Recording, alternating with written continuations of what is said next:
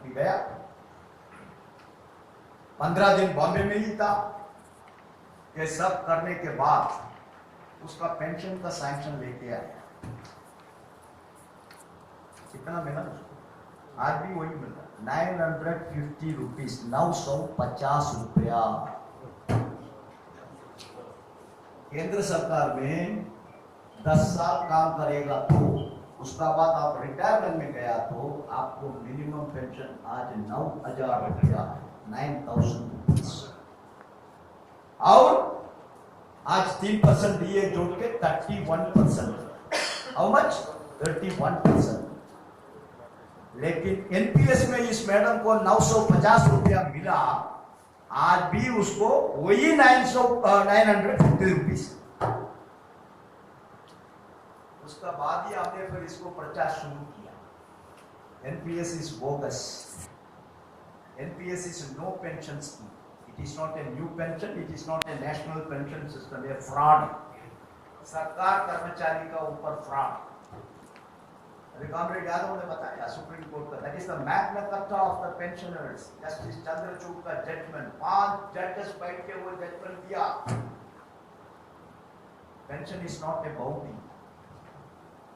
Pension is not a gift, pension is not an ex gratia, pension is not at the goodwill of the employer, pension is the right of the employee, pension उनका अधिकार है, देना ही पड़ेगा। Judgement अभी तक कोई supersede नहीं किया, आज भी वो जजमेंट जिंदा है। वो चीफ जस्टिस था सुप्रीम कोर्ट का, जस्टिस चंद्रचूड़, बाद में उसका बेटा भी जज हो, लेकिन वो जजमेंट अभी भी जिंदा है, पेंशन इज अवर राइट। लेकिन एनपीएस ने हमारा क्या किया, यादव जी ने डिटेल में बताया, उसका अंदर हम नहीं था। 2003 में तब इस पेंशन आया, national council JCM standing committee meeting में हम लोग बहुत लड़ाई किया, तब पुरोहित साहब जिंदा था। उस समय सरकार ने एक मिनट्स रिकॉर्ड करके दिया, स्टैंडिंग कमेटी का मिनट्स आज भी है। At any point of time NPS employees will not gate pension less than the existing pension scheme. लेकिन इस आश्वासन का कोई वैल्यू है? जेसीएम ने आश्वासन दिया, नया पेंशन स्कीम में पुराना पेंशन स्कीम से कितना पेंशन मिल रहा है उसका 1 पैसा ज्यादा ही मिलेगा, कम नहीं मिलेगा। लेकिन आज 18 साल का बाद तो लोग एनपीएस का रिटायरमेंट में जा रहा है, उसको 4,000 3,000 यही पेंशन। गारंटी का क्या मतलब है? हम लोग ने बहुत लड़ाई किया, संघर्ष किया, उसका वजह से कुछ प्रोटेक्शन आपको मिला एनपीएस कर्मचारी। पहले ग्रेच्युटी भी नहीं था ना इसमें, there was no provision for gratuity. उसके लिए फाइट किया, फिर ग्रेच्युटी का ऑर्डर आया।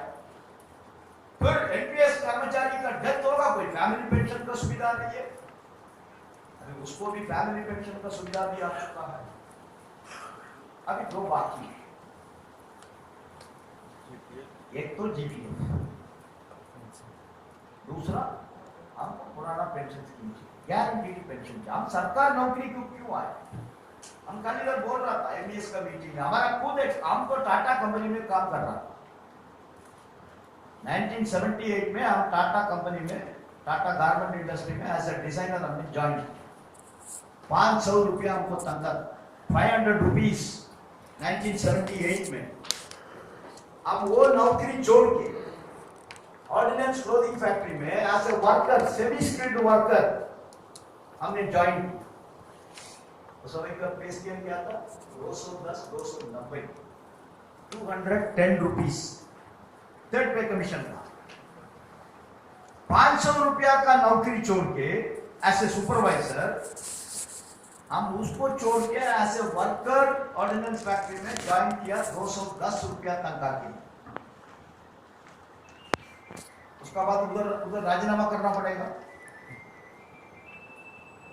टाटा का एक नेफ्यू था, एजे टोस्कानो, उसका नाम हम कभी भूल नहीं सकता, उसका नाम एजे टोस्कानो। वो उस जमाने में हार्वर्ड यूनिवर्सिटी से एमबीए पढ़ के आया, उधर तो उस फैक्ट्री का चीफ जीएम था। हम उनका पास गया, हमारा रेजिग्नेशन लेटर उसको दिया, हमारा ऊपर बहुत प्यार था उसको। उन्होंने उसको पढ़ा, पढ़ने के बाद उनको बोला, भाई bloody young man you are resigning, वो ब्रिटिश स्टाइल में। हम बोला साहब हमको सरकार में नौकरी मिला। क्या नौकरी मिला? ऐसे सेमी स्किल्ड वर्कर। क्या तनख्वाह है? 210 रुपया। इधर तुमको कितना तनख्वाह मिल रहा है? सर 500 रुपया। तो इस नौकरी छोड़ के उसको क्यों जा रहा बाबा? तुम इधर सुपरवाइजर है, तुमको मैनेजर तक प्रमोशन आएगा, तुमको अच्छा फ्यूचर है टाटा कंपनी में, तुम ये सब छोड़ के उधर क्यों जा रहा है ऐसे वर्कर? हमने बोला सब पेंशन मिलेगा, टाटा में हमको पेंशन नहीं मिलेगा, उधर आपको पेंशन मिलेगा। तो आज वो पेंशन हमको मिल रहा है, लेकिन हमारा नौजवान साथी को वो पेंशन किधर है? पेंशन नहीं है। इसीलिए कॉमरेड्स, इस एनपीएस के खिलाफ का लड़ाई है, अब लोग बहुत जोर से कर रहा था, लेकिन कोरोना का वजह से पिछले 2 साल ट्रेड यूनियन का सभी आंदोलन हम लोग के पास भी